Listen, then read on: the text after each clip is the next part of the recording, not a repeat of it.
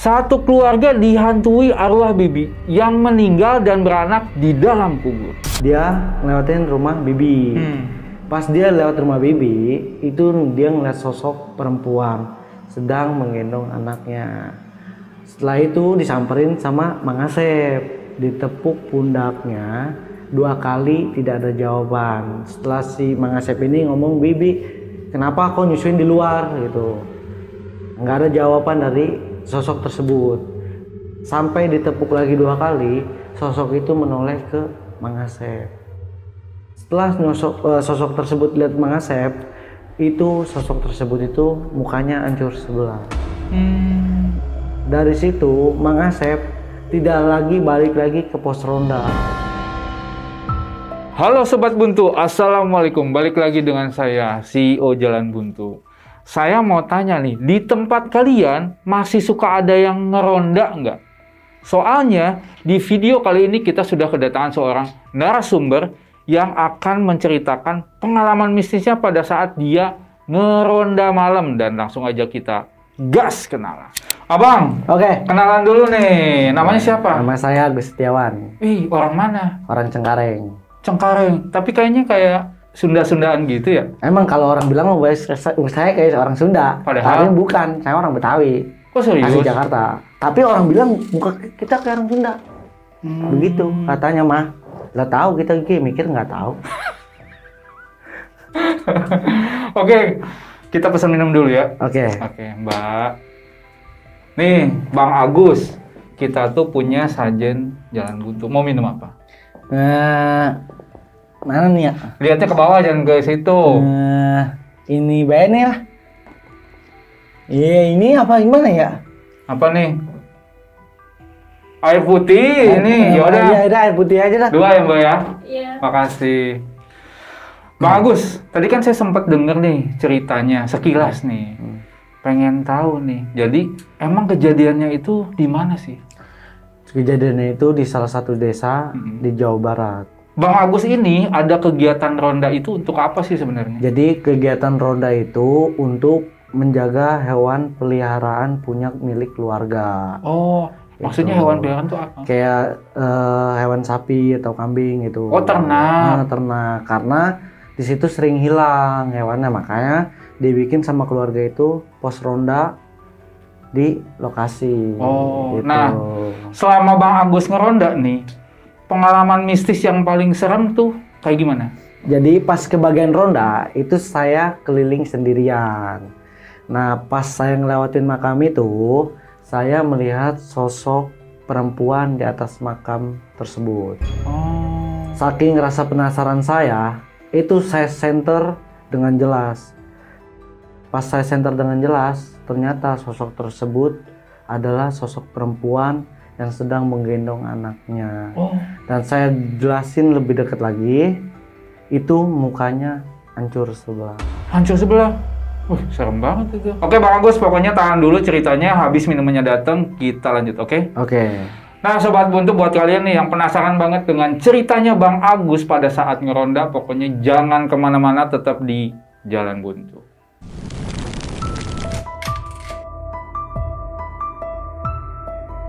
Selamat datang di channel Jalan Buntu yang akan menemani malam kalian.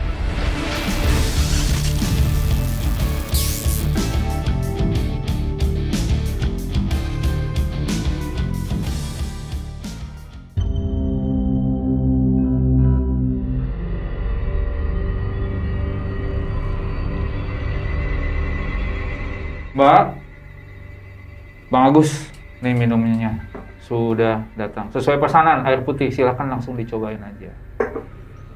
Terima kasih ya Mbak ya. Iya. Alhamdulillah kagak ada rasa apa-apanya bang. Namanya juga air putih. Oh iya benar. Bang Agus, lanjut ya. Pengen tahu kelanjutan cerita tuh. Bang Agus bisa ada kegiatan ronda nih awal mulanya kayak gimana? Jadi di tahun 2019 itu saya pulang ke kampung almarhum mama daerah Bogor. Karena saya pulang itu ada salah satu acara pernikahan keluarga. Setelah saya sampai di sana, keluarga pada kumpul, saya, almarhum bapak, almarhum mama, itu pada kumpul semua. Setelah 4 hari saya di sana, itu dari keluarga direncanakan untuk ronda, pembentukan buat ronda untuk menjaga hewan peliharaannya.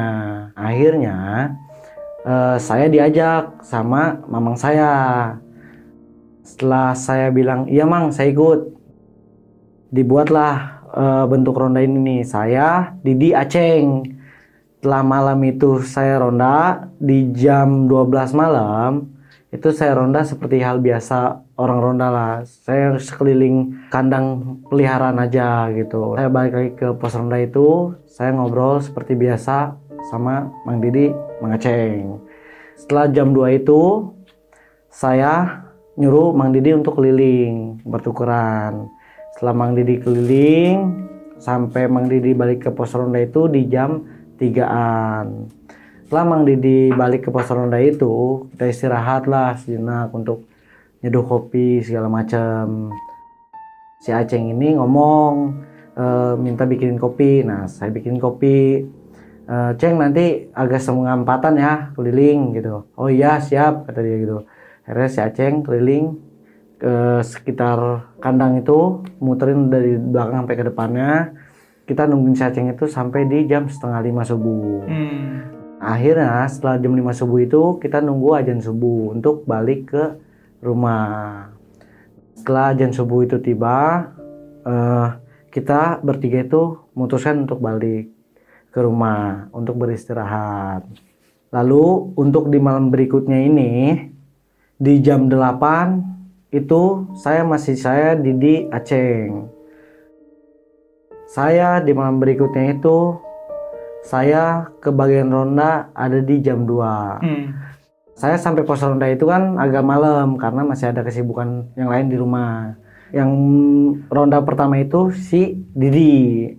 Si Didi ini muter ngelewatin sawah,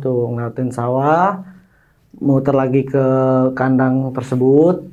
Ternyata masih aman, nggak ada kayak untuk kemalingan, tanda-tanda orang masuk dari kandang gitu. Akhirnya si Didi balik 2:30-an. Setelah Didik balik, posisi saya kan masih rebahan tuh di situ, masih istirahat. Si Didi ngomong, Gus gantian katanya. Saya udah ronda, saya bangun. Udah mang, saya cuci muka dulu. Saya cuci muka di belakang pos ronda. Akhirnya saya ambil senter, saya mulai keliling. Saya cek-cek hewan aman. Hewan aman, nggak ada tanda-tanda kehilangan lagi.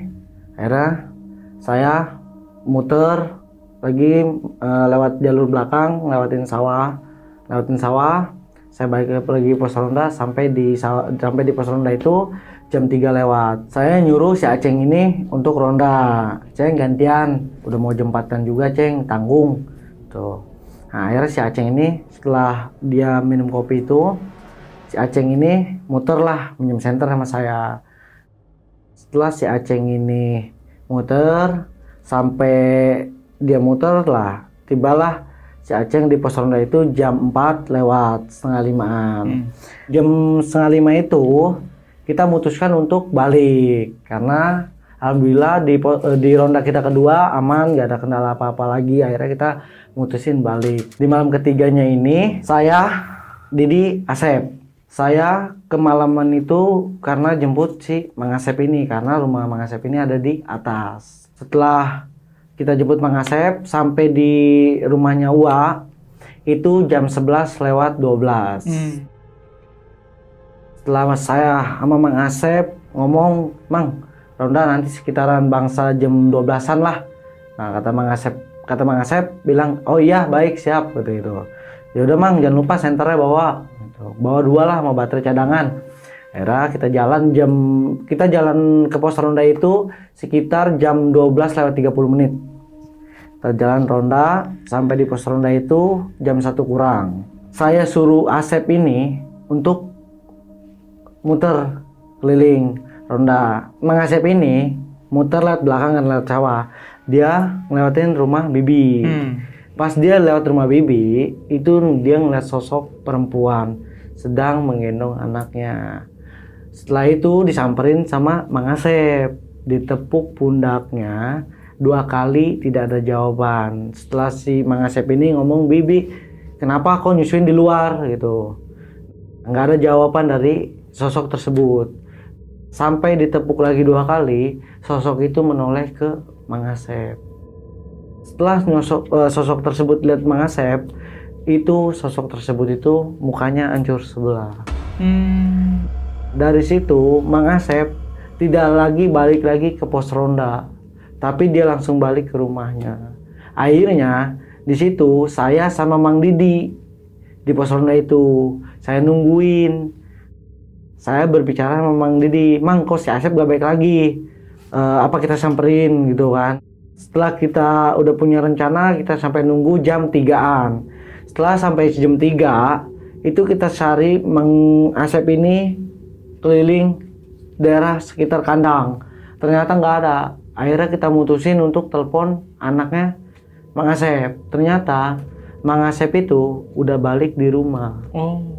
Gitu. Nah anaknya ini nanya, kenapa Mang kok bapak ngos-ngosan dan dengkulnya seperti habis jatuh gitu. Nggak tahu kenapa. Memang kok balik, soalnya saya nungguin di sini Mang Asep di pos ronda sama Mang Didi. Nggak tahu nih bapak masuk ke dalam Mang gitu. Akhirnya saya memutuskan sama Mang Didi untuk ronda berdua sekaligus karena nggak ada lagi orang selain kita berdua. Nah akhirnya saya ronda ngelilingin kandang lewat sawah belakang. Saya setelah lewat ronda kandang itu, saya balik lagi ke pos ronda.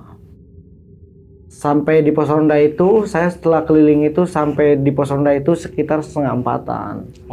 Sekitar 3:30 itu kita masih ngobrol, masih mempertanyakan nih si Asep kenapa balik. Kita ngobrol sampailah di jam 4 subuh. Nah setelah jam 4 subuh kita ada istirahat sebentar untuk jalan kembali pulang. Akhirnya saya mutusin sama Mang Didi ini bilang, udahlah kita balik aja gitu, karena udah nggak ada apa-apa lagi sih, udah banyak orang yang bangun juga gitu. Akhirnya saya di jam 4:30 itu saya mutusin untuk balik.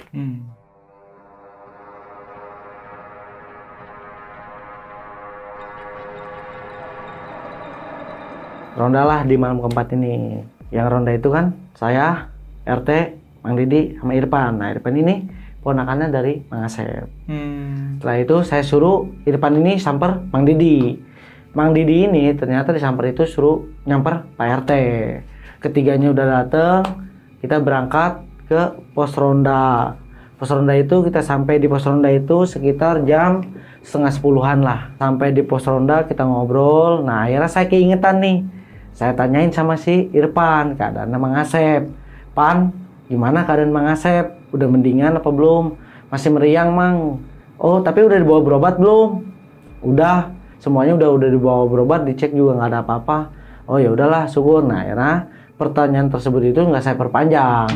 Pas saya mengambil senter ngisi baterai, saya berangkat ronda itu di jam 12 lewat 5 menit.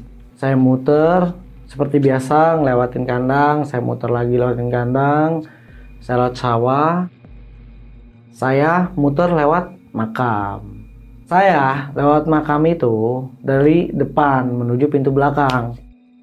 Setelah saya melalui makam, saya melihat sosok perempuan di atas makam.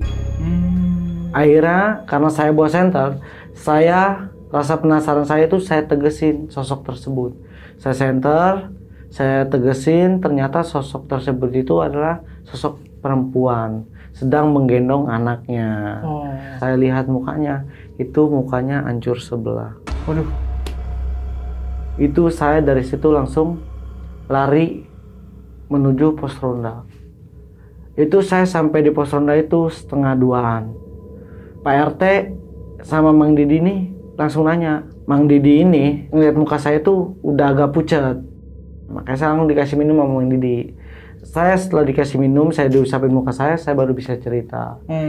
Pak RT itu awalnya nggak percaya kalau saya itu melihat sosok perempuan tersebut di atas makam. Ayo kita cek bareng-bareng gitu. Ah saya udah nggak berani Pak RT lah. Saya bilang gitu. Saya tunggu aja di sini. Ya udahlah, mending nggak usah lah. Akhirnya Di ronda kedua ini yang muter itu Mang Didi. Mang Didi muter seperti biasa melalui kandang lagi. Itu di jam 3-an. Dia muter. Setelah muter sampai dia lewatin makam juga muter. Mang Didi ternyata Mang Didi nggak ngeliat apa-apa. Di situ dia lancar, nggak ada gangguan apapun. Sampai di pos ronda, Mang Didi ada di jam 3:30-an. 3:30 ini si Irfan yang untuk ditugaskan ronda. Pan ganti dulu baterainya, itu baterainya udah mau habis. Saya isi baterai, saya ganti baterai. Si Irfan ini ronda. Dia malah dibalik, jadi lewat dari makam belakang.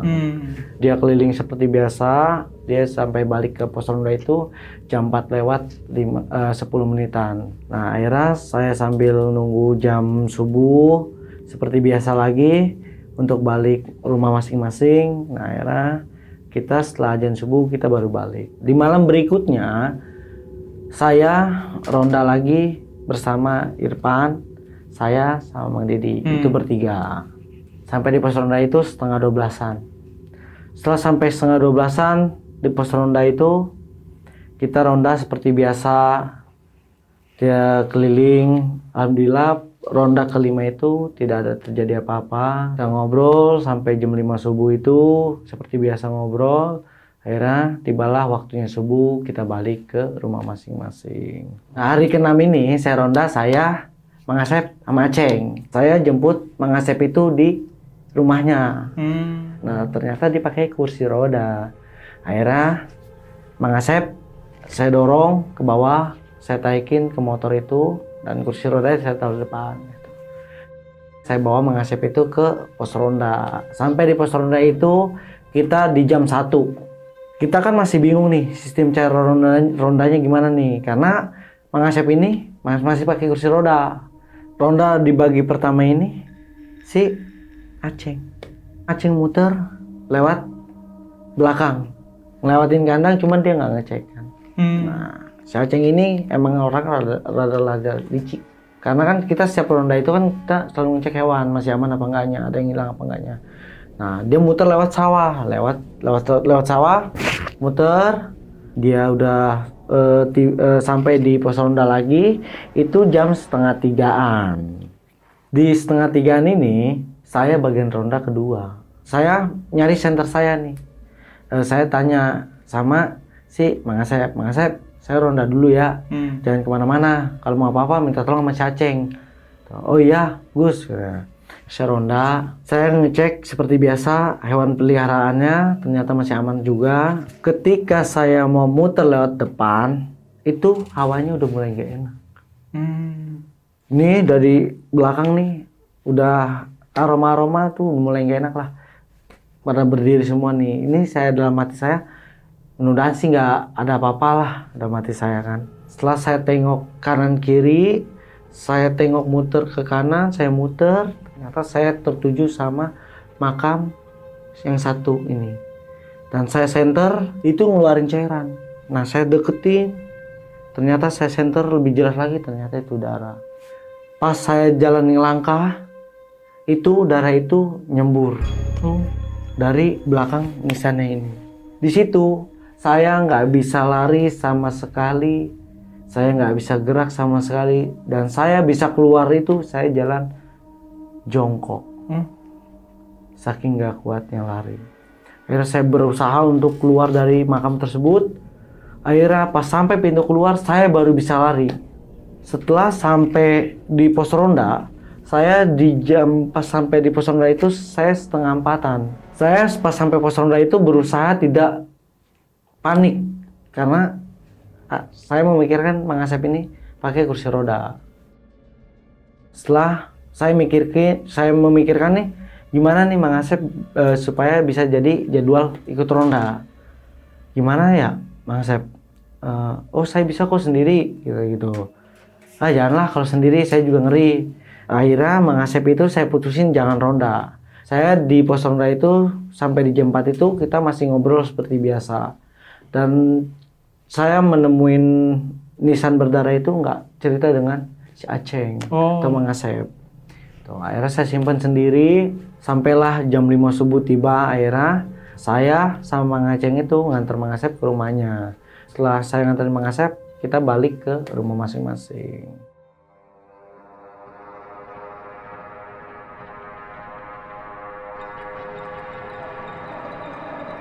Di hari ketujuh ini, saya ronda itu ada saya, RT, RW, dan Didi. Setelah saya ronda ini, berkumpullah di rumahnya Pak RT. Nah, dikumpul di rumah Pak RT ini untuk membicarakan yang saya lihat.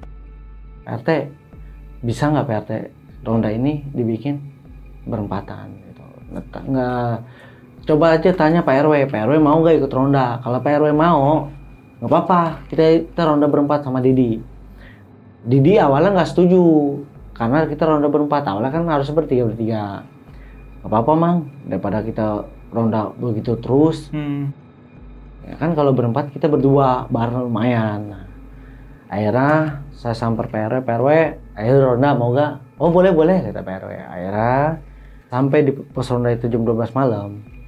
Yang buka cerita ini duluan saya, PRT. Kita nggak usah muter aja kali PRT ya. Wah muter lah gitu, ntar kandang hilang lagi, kita lagi disalahin sama si Uwa. Nah kita juga tetap maksa nggak bisa mau muter.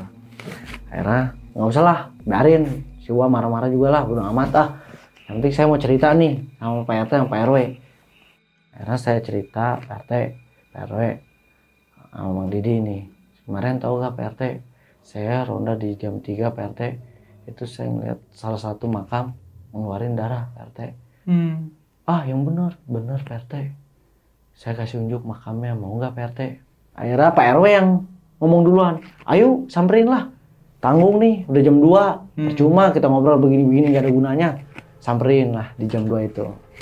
Samperin jam 2 itu, ternyata Mang Didi ini di belakang. Mang ayo Mang, buruan duluan aja Mang Didi lah, saya di belakang Mang Didi. Ini Pak RT nih makamnya. Oh yang ini lah, yang ini mah saya juga nggak berani baik omong. Nah akhirnya kaburlah, Pak RT duluan kabur. Pak RW yang tadinya tegas jadi sekut, jadi takut. Nah Pak RW ikut lari karena Pak RT lari, saya mau Mang Didi ditinggalin. Nah ini itu saya main tarik-tarikan baju sama Mang Didi. Mang tungguin saya, ini sendal saya copot Mang. Nah akhirnya saya paksain, saya tinggalin sendal. Akhirnya saya lari juga sama Mang Didi. Sampai di pos ronda itu, Pak RT baru ngomong, oh itu makam itu. Oh, lah kalau itu mah saya juga nggak berani ceritanya. Gitu. Lagi Pak RT, saya omongin, saya ceritain nggak percaya. Ya udahlah, akhirnya kita mutusin untuk ronda di sekitar kandang aja, nggak muter lewat belakang-belakang. Akhirnya kita cek center doang. Sampai di jam 4 kita tengok lagi ke kandang bareng berempat, tengok lagi ke kandang, cek hewan, nyari masih lengkap, nggak ada kehilangan lagi. Akhirnya kita balik lagi pos ronda. Setelah jam 5 subuh kita balik ke rumah masing-masing rumah subuh. Di malam ke-8 ini kita ngadain ronda lagi. Ronda di malam ke-8 ini kita ngajak si Aceng lagi nih. Ceng, ronda, ayo siap, bawa baterai biasa, udah dicas, udah, akhirnya kita berangkat nih. Sebelum berangkat tuh kita beli kopi Bang, karena di pos ronda itu kopi habis. Nah, kagak ada lagi makanan snack-snack lah. Akhirnya kita belanja dulu kan masih sore jam 8-an lah. Nah, beli rokok segala macam. Nah, akhirnya kita berangkat ke pos ronda ini sekitar jam 10-an. Sampai di pos ronda itu kita jam 10 lewatan lah. Jam 10 lewat. Kita ngobrol, kita nyeduh kopi, kita ngerokok dulu kan di situ untuk persiapan seduh kopi duluan. Kita seduh kopi, sampailah di 12:30 nih. Jadwal pertamanya ini saya. Nah si Aceng ini di bagian kedua. Mang Didi ketiga nih. Oke, Ceng, tungguin Mang Didi, temenin. Jangan kabur lu. Ya siap pokoknya, saya tungguin, saya udah nyeduh kopi kok, kata dia. Oke, saya muter lah, baik lagi. Saya muter di jam 12:30 Saya muter melalui kandang, lewat sawah. Saya cek lagi seperti biasa, gak ada kehilangan juga, masih aman lah.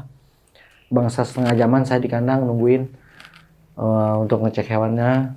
Nah, setelah saya ngecek hewan semua aman, saya lanjut ke muter lagi. Setelah saya muter sampai di makam, lewat depan makam lagi, saya melalui makam sampai di pos ronda itu saya ada di jam 2-an, jam 2 lewat 1 menit. Saya nyuruh si Aceng ini untuk muter. Ceng gantian. Oh ya udah Mang, tanggung, kopi belum habis. Oke lah. Saya tungguin si Aceng ini sampai kopinya habis ini.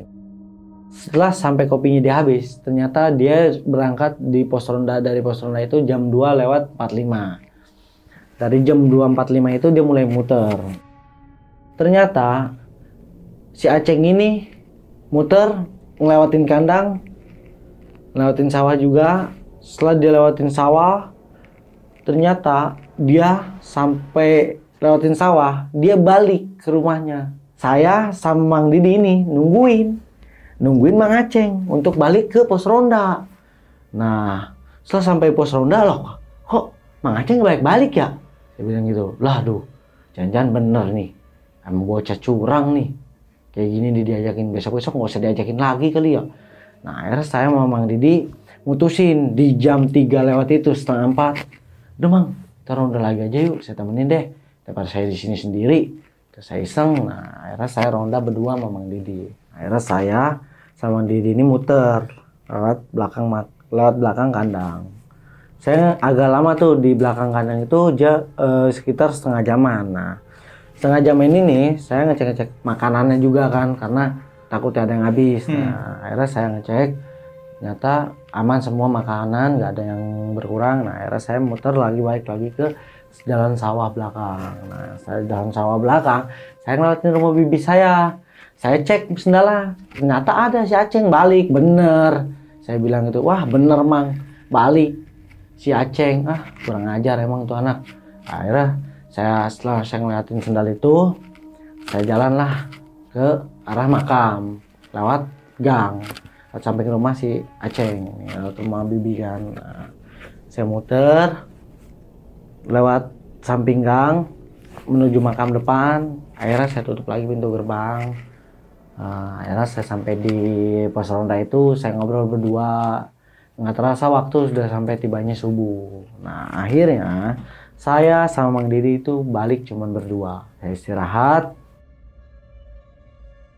Di malam ke-9 ini, saya ronda nih. Saya, RT, Tanto, dan Rahel. Sampai di pos ronda ini jam 12-an.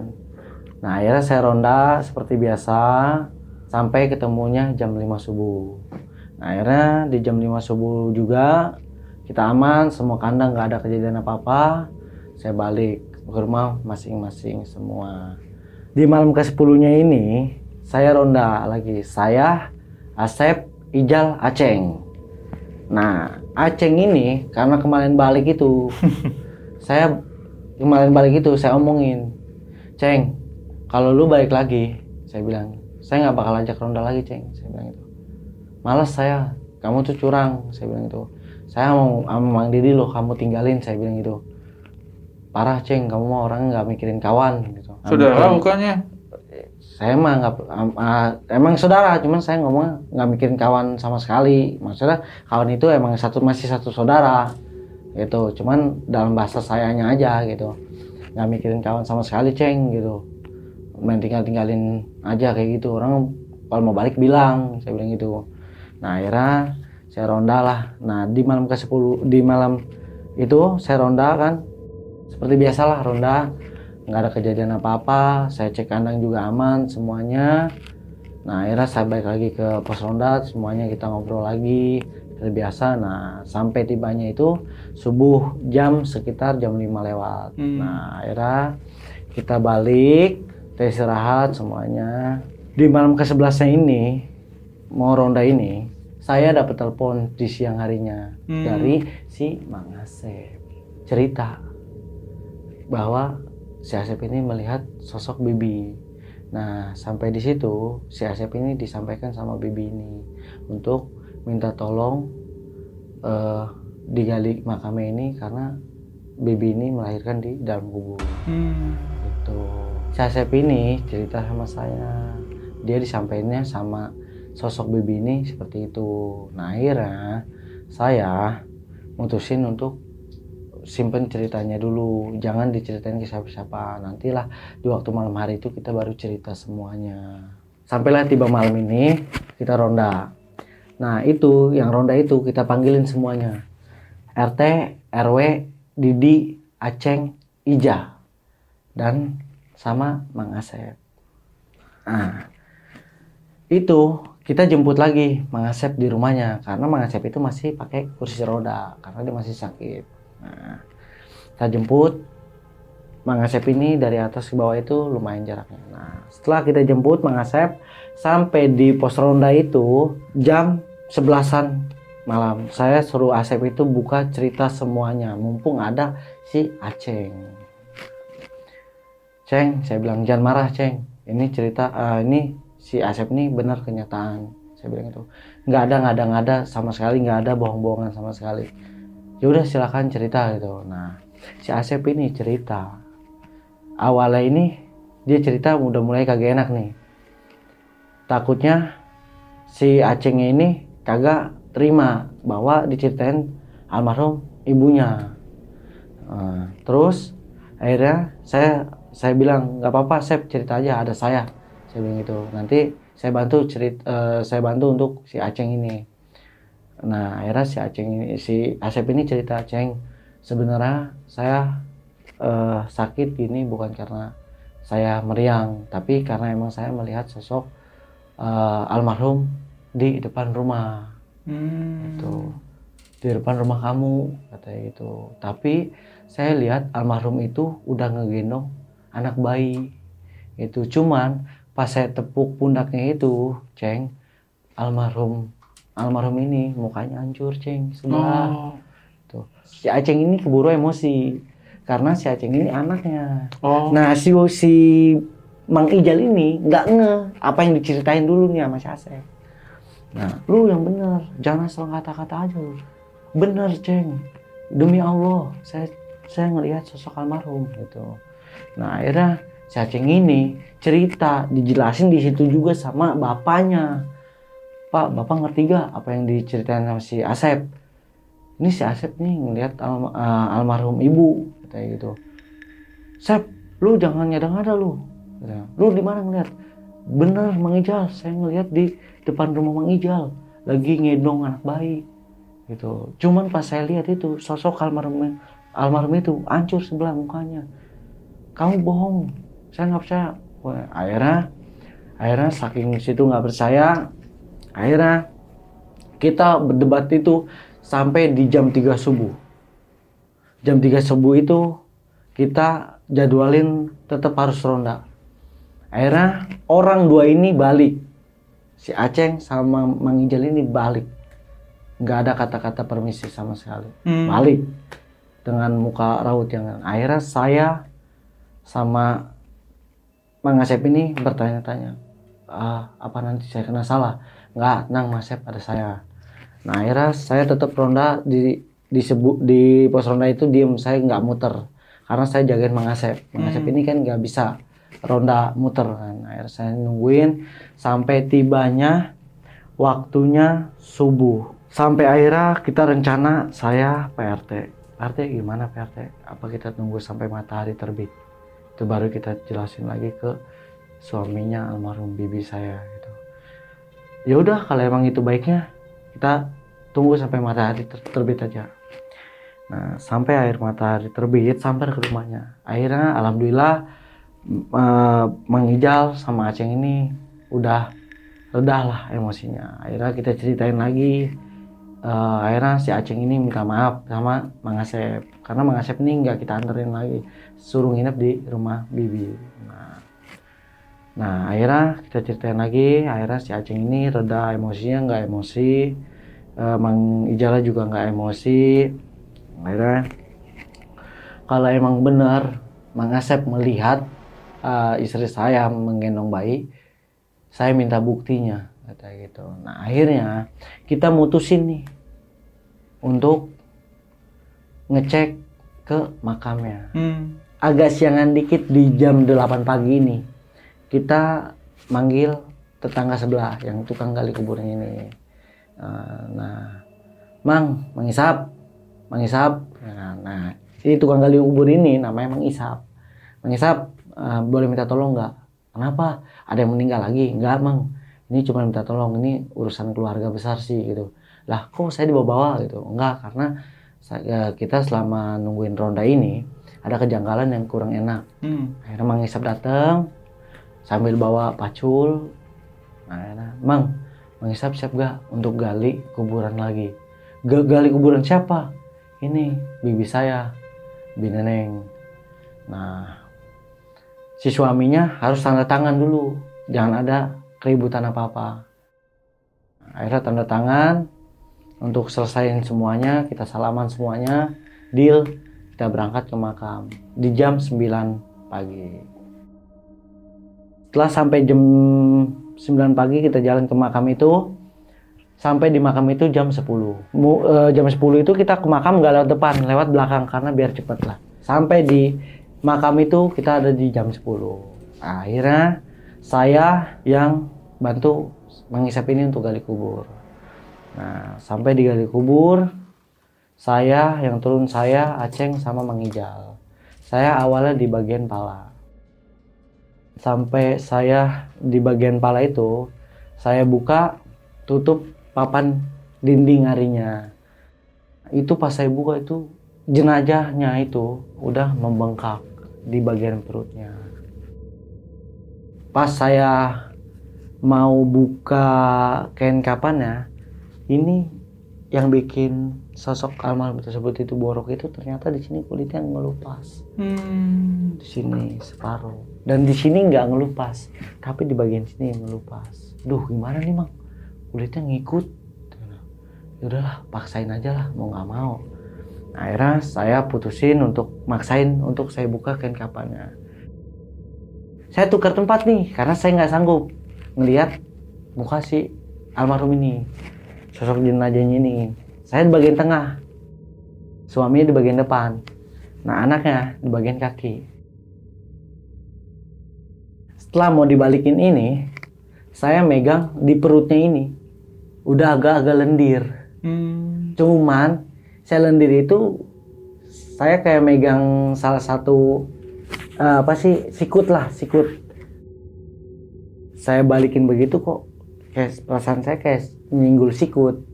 Ternyata pas saya balikin jenazah itu, ternyata di bagian jenazahnya ini, di bagian sininya itu udah mulai membusuk. Jadi kayak daging kelupas lah, daging kelupas. Saya buka kain kapan itu dagingnya udah mulai kelupas. Nah bagian kelupas itu ternyata sikut si bayinya ini udah keluar. Mang, ini bayinya bener Mang, udah mulai mau keluar. Cuman nih sikutnya doang nih yang keluar. Gimana Mang ya? Saya beraniin diri nih untuk narik sikut si bayinya ini. Nah saya tarik ini nggak bisa. Ternyata di sini ini nih udah mulai kayak keluar air nih di bagian atasnya. Nah udah mulai keluar air, kok keluar air ya saya bilang.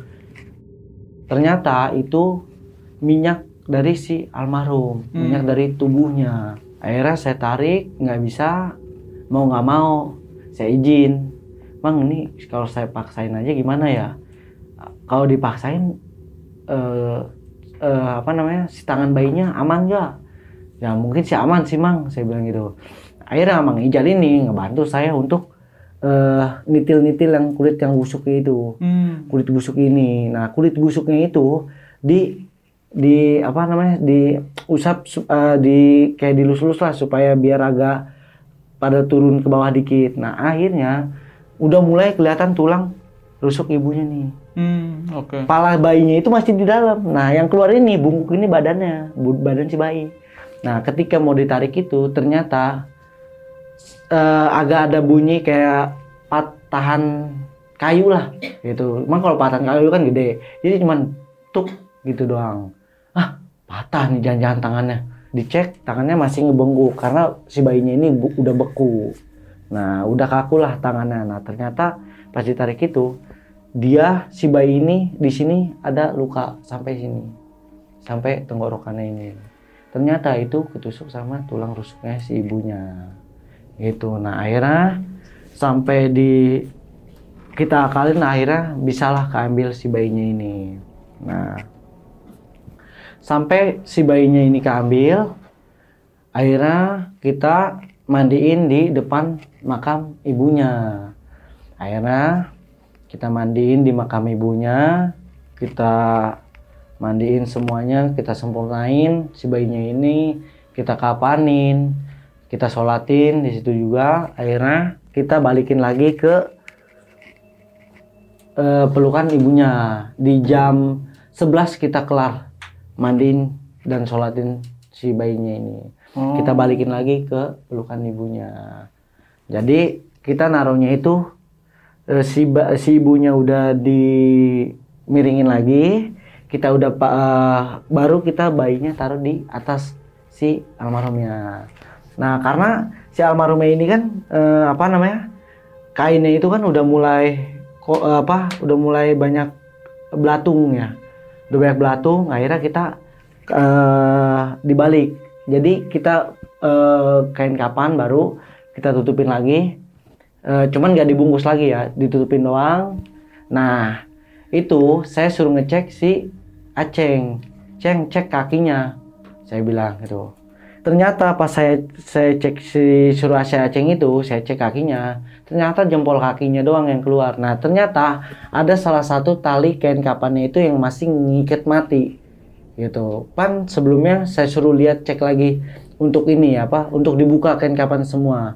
Nah si Aceng ini nggak merhatiin. Nah yang jempol kakinya keluar, nah kain kapannya itu nggak dibuka dengan seluasnya gitu. Jadi kaki jempolnya nyentuh tanah, cuman kain kapannya masih ngerengkuk kayak gitu. Nah cuman talinya ini masih ngiket. Nah akhirnya biar nggak ini lagi, akhirnya saya bantu buat buka karena talinya itu diikat mati, bukan diikat tali sepatu. Nah diikat mati. Nah itu emang nggak boleh. Kalau masih ada tali pocong pun yang masih ikat itu nggak boleh. Nah cuman karena takut kejadian apa lah, saya juga kurang tahu lah. Nah akhirnya saya buka talinya itu, saya dipojokin lagi, saya satuin lagi, saya tutupin. Nah akhirnya setelah kelar pemakaman itu, saya tutupin kain kapan lamanya, saya sarungin lagi, saya timpain ke kain baru. Nah akhirnya setelah kain barunya udah saya semuanya udah kelar, saya tutupin lagi pakai dinding harinya, saya balikin lagi dan saya bikin bantal-bantal lagi dari tanah liatnya lagi supaya buat nahan si jenazahnya ini. Nah akhirnya saya tutupin lagi pakai dinding hari semuanya. Nah saya ikut bantu Mang Isap ini untuk nurunin tanah. Setelah nurunin tanah kelar, saya di situ saya tancapin lagi batu nisannya, saya ganti batu nisannya, di situ disatuin sama nama anaknya. Cuman pas bikin namanya itu saya keburu dipanggil sama Pak RW. Nah ternyata saya udah ngomongin sama Pak RW, gimana, tapi nggak ada masalah lagi kan, cuman masalah tersebut doang kan. Nah nggak ada lagi si Pak RW. Nah akhirnya kita nunggu di luar, suaminya masih ngobrol berbincang sama Bi Ijah ini, karena Bi Ijah ini kakak dari almarhum yang paling tua. Nah Bi ini udah kejadian ini karena udah ngerestain warga. Nah akhirnya dari setelah dia berkomunikasi akhirnya kelar. Dan sampai sekarang pun saya nggak tahu nama anaknya siapa. Nah karena saya tidak balik lagi ke makam. Nah dari situ kita kumpul di rumahnya almarhum semuanya, mereka salaman karena saudara nggak boleh ada keributan di antara kita saudara semua kan. Akhirnya salaman, minta maaf semuanya. Akhirnya dari situ udah nggak ada kejadian apa-apa lagi. Tadi kan datang ke kampungnya Mamah ini kan ada acara pernikahan ya. Terus tiba-tiba ada kegiatan ronda nih. Ada beberapa hari yang nggak diceritain. Emang ada apa sih? Saya balik kampung Mama itu karena ada acara pernikahannya saudara, anaknya Uwa. Nah, di pas saya sampai di kampung itu kan jam sekitar jam 4-an. Nah itu mau ngadain acara malam angkat. Nah malam angkat ini kan diadainnya habis sisa. Nah cuman kita Bibi ini kan main ke rumah, ya kan. Nah itu jam 4 itu Bibi masih main ke rumah, masih bercandain saya. Nah saya itu, Bi udah berapa bulan kan? Udah jalan kan, Bibi balik ke rumah. Nah, setelah mau maghrib, ini saya ngedenger Bibi ini teriak dari rumah Bibi ini. Nah dari rumah Bibi ini dia teriak kayak kesakitan. Nah ternyata saya samperin, Bibi ini mau melahirkan. Nah cuman saya ngelihat itu, saya pikir itu air ketuban. Ternyata itu yang keluar darah. Ternyata Bibi ini pendarahan. Nah saya panggil lah, Mang Ijal, ini Bibi mau ngelahirin. Ini udah banyak darahnya Mang, buruan. Akhirnya si suami ini puter balik angkot, dimasukinlah ke angkot, dibawalah. Yang ikut itu saya sama Mang Didi di dalam angkot. Nah akhirnya saya ngikut di dalam angkot itu, sabar ya Bi, sabar nih dikit lagi kok sampai. Nah karena jaraknya rumahnya Bibi sama rumah sakit ini agak ada 2 jaman. Oh jauh juga. Lumayan jauh. Nah dari situ saya jalan, sabar ya Bi, sabar, dikit lagi sampai kok. Nah saya harus nenangin bisa ini nih, biar nggak terlalu panik teriak sakit terus. Sabar ya Bi, bentar lagi sampai kok, bentar lagi. Nah akhirnya saya dalam perjalanan ini tuh ngeliat, saya selalu ngeliatin Bibi saya. Nah ternyata Bibi saya ini ngeluarin suara terakhir kalinya dia bilang sakit sambil megangin perutnya sambil begini. Nah setengah dalam perjalanan itu, udah dikit lagi mau sejaman lagi mau menuju rumah sakit itu Bibi udah nggak ada respon sama sekali. Saya panggil Bibi itu nggak ada respon sama sekali. Saya tepuk, Bibi, nggak ada respon sama sekali. Sampai saya cubit sekenceng-kencengnya itu nggak ada respon sama sekali. Akhirnya saya stop, stop Bang Ijal. Kenapa? Bibi udah nggak ada respon sama sekali. Akhirnya Mang Ijal minggirin angkotnya, Mang Ijal turun, dipanggil juga nggak ada respon sama sekali. Akhirnya saya mutusin berkoordinasi sama bertiga, saya, Mang Didi sama Mang Ijal. Gimana Mang? Waduh, rumah sakit aja apa gimana? Karena udah tanggung. Saya bilang sejaman lagi lah sampai tuh. Karena nih bayinya nih yang kita pikirin. Akhirnya Mang Ijal mutusin untuk balik. Oh, balik.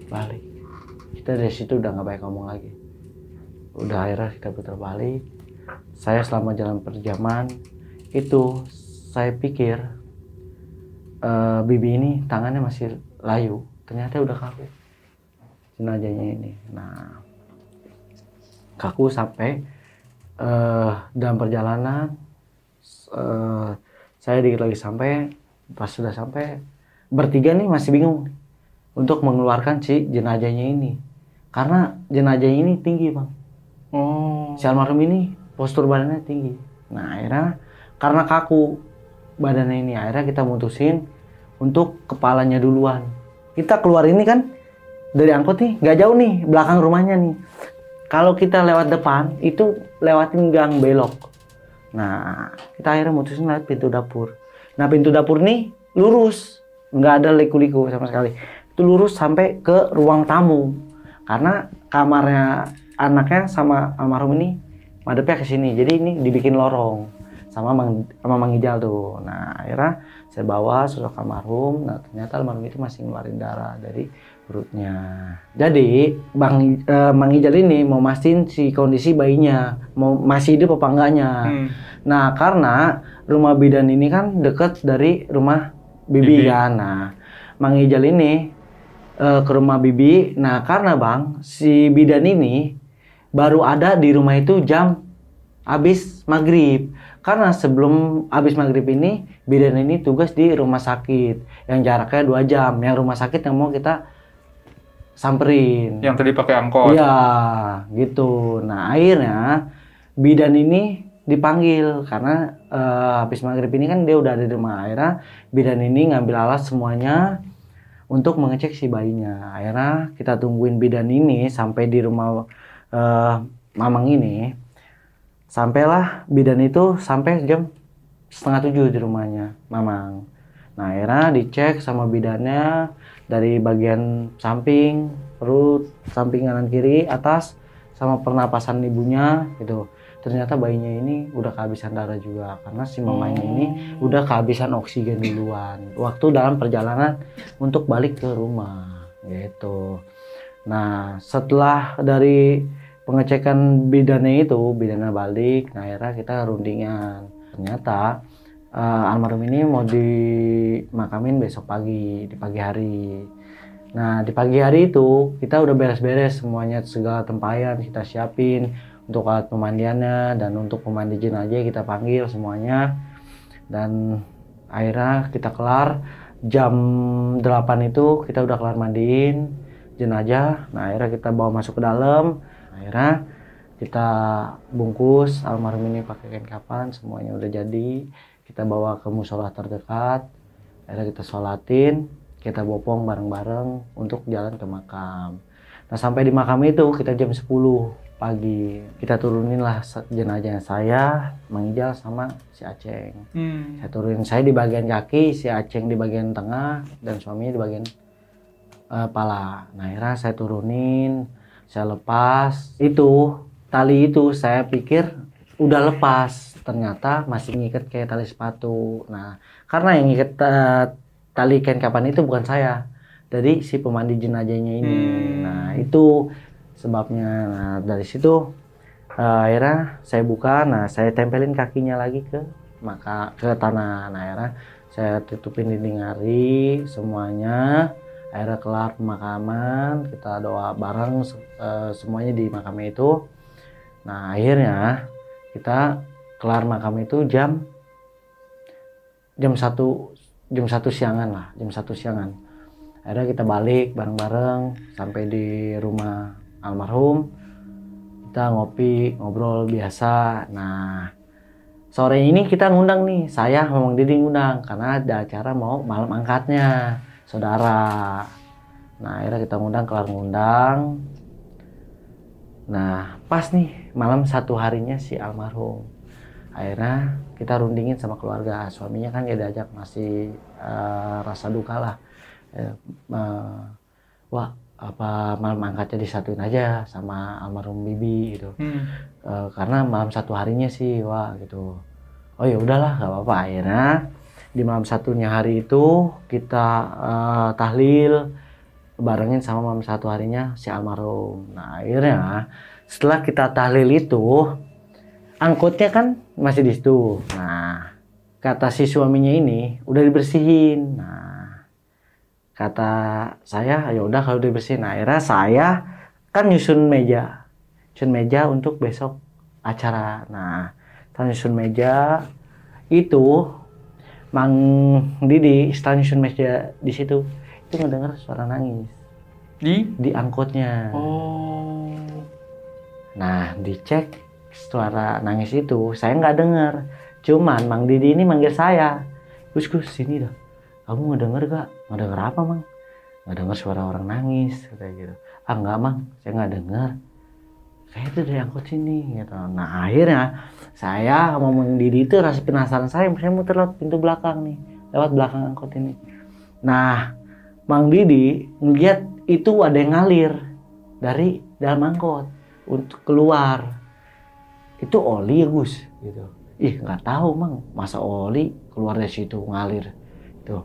Akhirnya Mang Didi ini ngambil salah satu kayak kertas itu, dicolek Mang Didi, kok warnanya begini oli. Nah dicium sama Mang Didi. Ih darah ini mah. Waduh. Ternyata mah darah Mang. Iya. Nah akhirnya saya kecium juga tuh. Ih iya bau amis. Nah saya sama Mang Didi itu nggak beresin meja lagi, nggak lanjutin lagi, saya langsung masuk ke dalam. Nah di situ saya nggak cerita ke siapa-siapa, itu saya pendam sendiri sama sekali. Akhirnya kita jalanin acara dengan lancar, nggak ada kejadian apa-apa. Nah di malamnya nih kan keluarga udah pada capek, segala terima tamu lah dari keluarga besar itu kan, dari saudara jauh juga. Kita terima tamu, kelar jam 9 malam.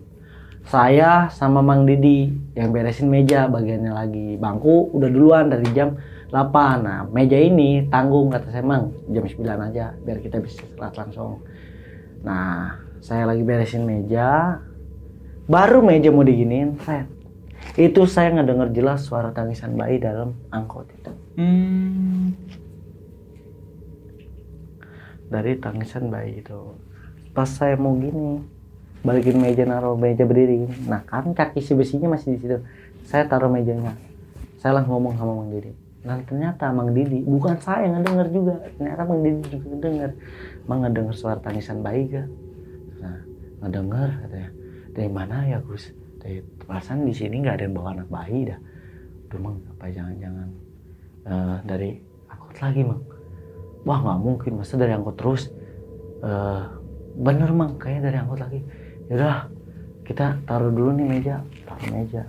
Dan ternyata nangis lagi, suara bayi lagi. Tuh kan Mang, bener kan Mang? Nah akhirnya kita intip tuh dari kaca luar, dari pintu belakang kaca luar kita intip. Ternyata itu nggak ada apa-apa lagi. Dan ternyata lampu si angkotnya itu depannya nyala Bang. Kedap-kedip, brek, ya kan. Di situ kita nggak banyak cerita lagi, nggak banyak ngomong lagi. Kita langsung meja saya tinggalin, kaki masih berdiri di situ, kaki besinya saya tinggalin. Saya masuk ke rumah, saya tidur. Habis itu paginya udah nggak ada cerita lagi. Saya di situ sama keluarga, saya diem. Nah, disitulah kejadiannya sebelum adanya ronda. Oh gitu. Nah, Bang Agus, tapi suaminya ini si Kang Ijal ya, sama anaknya itu tuh nggak diganggu ya? Nah, jadi yang diganggu itu saya, Didi, sama Asep. Dan suaminya, anaknya ini nggak diganggu. Oh, sama sekali pokoknya nggak diganggu? Nggak ada gangguan sama sekali. Lewat mimpi atau apa gitu? Nggak ada sama sekali. Oh. Gitu. Nah, jadi pesan yang sebetulnya mau disampaikan itu apa sih? Jadi, itu dia begitu itu karena minta disempurnain, karena ada beberapa bagian yang tertinggal. Jadi kayak tali pocongnya kurang, ada yang nggak kebuka, terus dia minta tolong anaknya itu masih dalam perut gitu. Nah jadi akhirnya disempurnain. Nah kalau saya dihantuin itu karena sayanya kurang teliti untuk membongkar tali pocongnya itu yang masih terikat. Oke. Bang Agus tadi kan dicerita kayaknya satu kampung itu keluarganya Bang Agus semua ya? Iya, emang keluarga saya semua. Nggak ada orang lain? Nggak ada. Yang orang lain itu kan Mang Asep dong. Ah, itu kenapa tuh dia ngikut-ngikut mulu? Jadi, dulu itu ceritanya Mang Asep ini dulu itu diangkat sama Abah itu jadi keluarga karena sering main ke rumahnya Abah. Itu, jadi dia yang suruh nyari rumput untuk makan ternak. Itu dulu nggak dijagain, nggak ada ronda dulu. Karena sebab ada sapi satu Abah yang hilang. Jadi diadain lah ronda. Itu. Emang seluas apa sih desanya? Desanya sih nggak luas lah. Paling cuma 2 RT doang. Itu semua keluarga? Itu semua dari keluarga, dari anak-anaknya Abah. Makanya di situ tuh kalau bisa dibilang orang dari saudara jauh pun pada bingung. Kok bisa ya keluarga semua? Iya. Nah ternyata Abah anaknya 10 diceritain. Oh, saya aja bingung. Hah, apalagi saya bingung. Bang Agus, berarti kan tadi ngomongnya ada yang hilang sapi. Berarti yang nyolong keluarga juga dong? Bukan. Wah, masa keluarga nyolong punya keluarga? Enggak kan di situ cuma ada keluarga doang. Ya tapi kan di situ kan nggak, maksudnya biar kata semua keluarga nggak mungkin begitu. Tapi jauh dari warga lain apa gimana? Jauh dari warga lain. Berarti warga lain sengaja jadi datang buat jarak ya rumah keluarga itu paling dari rumah, dari kandang peternakan itu paling kisaran 12 kilo lah. Kisaran 12 kiloan. Nah itu yang dibikin ronda itu karena sapinya Abah hilang atu. Tapi yang pasti bukan keluarga. Yang pasti bukan keluarga. Kalau keluarga sih kita makan bareng-bareng Bang. Gitu. Oke Bang Agus. Nah buat Sobat Buntu nih, buat kalian yang sekiranya nanti akan menguburkan saudaranya atau kerabatnya, diharapkan lebih teliti lagi supaya kedepannya tidak terjadi seperti kejadian yang dialami oleh Bang Agus. Bang Agus, kok bengong? Enggak apa-apa sih. Pokoknya Terima kasih sudah datang, sudah cerita pengalaman keluarganya, dan semoga kedepannya nih Bang Agus juga nih lebih teliti lagi kalau misalkan ada kejadian seperti itu lagi. Dan Bener Bang. salam nih buat keluarga sekampung di mana tadi? Di Bogor. Jawa Barat, Bogor. Tapi yang di Bogor itu masih lengkap atau gimana? Masih ibu sama udah almarhum ya? Ibu udah almarhum kan. Sama bapak? Bapak udah. Ya berarti yang ada di sana tinggal siapa? Di sana tinggal Uwa doang. Uwa sama bibi yang lain. Oh, jadi yang dituakan tuh Uwa gitu. Yang dituakan Uwa sekarang. Sekarang suami dari almarhum kan udah nikah lagi dia. Berarti tadi ngomongnya bukan orang Sunda, ternyata orang Sunda. Tadi ngomongnya orang Betawi. Emang saya orang Betawi Bang. Lah, Saya orang Betawi. Terus Bogor? Bogor kan ngomong mama. Oh, lahir di Betawi. Iya, lahir saya di Betawi. Berarti turunan Sunda. Enggak, saya turunan Betawi. Ayo udah deh, pokoknya terima kasih dan salam buat keluarga ya. Iya, oke. Bang. Oke Sobat Buntu, jadi itulah pengalaman mistis yang diceritakan oleh Bang Agus. Dan buat kalian nih, jangan pernah bosan-bosan buat nonton terus video-videonya Jalan Buntu.